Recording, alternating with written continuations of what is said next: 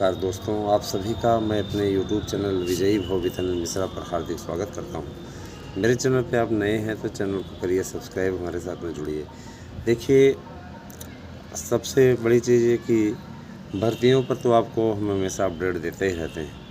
दोस्तों, आज मैं आपको स्टोरियाँ भी सुनाने जा रहा हूँ और ये क्राइम स्टोरी है जो कि वास्तविक घटना पर आधारित है।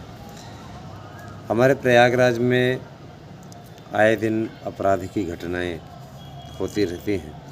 हालांकि बहुत से स्थानों पर इस प्रकार की घटनाएं होती रहती हैं, लेकिन कोई उम्मीद नहीं कर सकता कि इस प्रकार की घटनाएं होंगी, क्योंकि जहां समाज में माता पिता का स्थान भगवान के बराबर माना गया है, उनसे भी ऊंचा माना गया है, वहां आजकल की संतानें किस तरह से आवेश में आकर के कदम उठा ले रहे हैं, उसके विषय में और कोई नहीं जानता।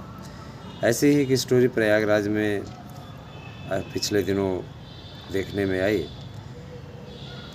चूँकि आप भी अच्छे तरीके से जानते हैं और हम भी जानते हैं, एक ऐसा परिवार था जो इसलिए था क्योंकि अभी दुनिया में नहीं है, तो उनके बारे में ज़रूर बताना आवश्यक हो जाता है दोस्तों।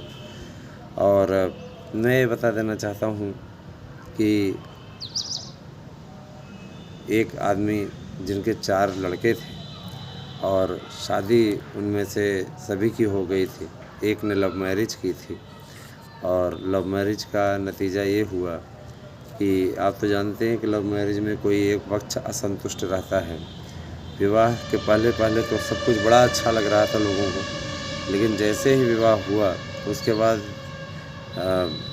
फिर पति पत्नी में भी खटपट मच गई, आरंभ हो गई और धीरे धीरे ऐसी हालत हो गई कि पत्नी जाके मायके रहने लगी। ठीक है, उस आदमी के जीवन में एक घनघोर निराशा का वातावरण उत्पन्न हो गया दोस्तों। और अंत में अब जब उसको बच्चा इत्यादि हुआ है ना, 2 बच्चे हुए थे उनको, तो जा कर के वहीं पर अपने घर पे रहने लगी। पति को शक होने लगा कि कहीं न कहीं उसकी पत्नी का किसी से अफेयर है और उस अफेयर के चक्कर में वह उसके पीछे पड़ गया। नौकरी करता था कहीं, तो वहाँ पे उसने उसका मन नौकरी में लगने के बजाय अपनी पत्नी की जासूसी करने में ज़्यादा बीतने लगा। और हद तो तब हो गई, कुछ लोग कानाफूसी भी करने लगे, कान भी भरने लगे। सहकर्मी कर्मियों के साथ में घूमती है, ये है वो है, ऐसा है वैसा है। और जब ऐसी चीज़ें समझ में आई तो निश्चित रूप से होता नहीं, एक ये जो शक का कीड़ा है अच्छे अच्छे रिश्तों को निगल जाता है दोस्तों। इसलिए देखिए, इसके बीच में लास्ट में सबक भी बताएंगे आपको। तो पति को प्रति आए दिन रेकी करने लगा।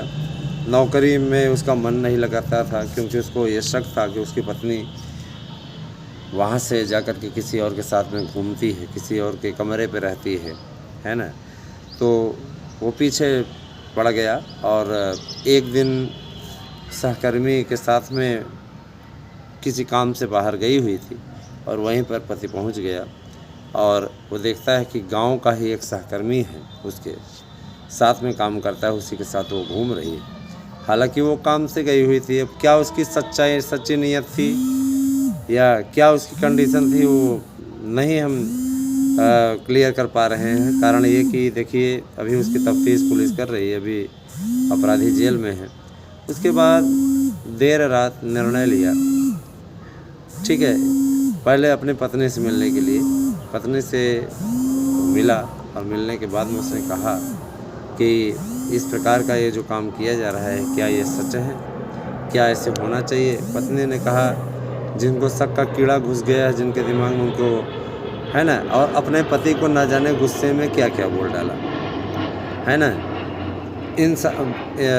मर्द को सबसे बड़ी गाली उसको नपुंसक कहना होता है, यहाँ तक उसको इस प्रकार के अपशब्दों का उसके लिए प्रयोग किया गया। वहाँ तक उसके जो दोनों बच्चे थे वह भी, उसका ये कहना था कि तुम्हारे जैसे पुरुष कहाँ से इनको ला सकते हैं, तमाम प्रकार के अपशब्दों का उसके लिए प्रयोग किया। उसके मन में इस प्रकार की कुंठा भर गई दोस्तों कि अंततोगत्वा एक दिन रात में छत पे महिला सोई हुई थी और जा कर के वहाँ पे तलवार लेकर के गया था या जो भी उपकरण होते हैं, उससे उन बच्चों सहित उन लोगों को मार डाला और मारने के बाद स्वयं जा कर के सरेंडर कर दिया। तो इस प्रकार की घटनाएं दोस्तों रिश्तों के अहमियत को समाप्त करती हैं। ऐसा नहीं होना चाहिए। आज की दुनिया में सबको समझ बूझ के चलना चाहिए। आधुनिक युग है तो जाहिर सी बात है आधुनिक युग में थोड़ा मैनेज तो आपको करना ही पड़ेगा। आज का ज़माना यह है कि पति पत्नी दोनों ही कमाएं तब जा कर के आगे घर बढ़ सकता है। किसी एक के भरोसे रहने पर घर आगे नहीं बढ़ सकता है।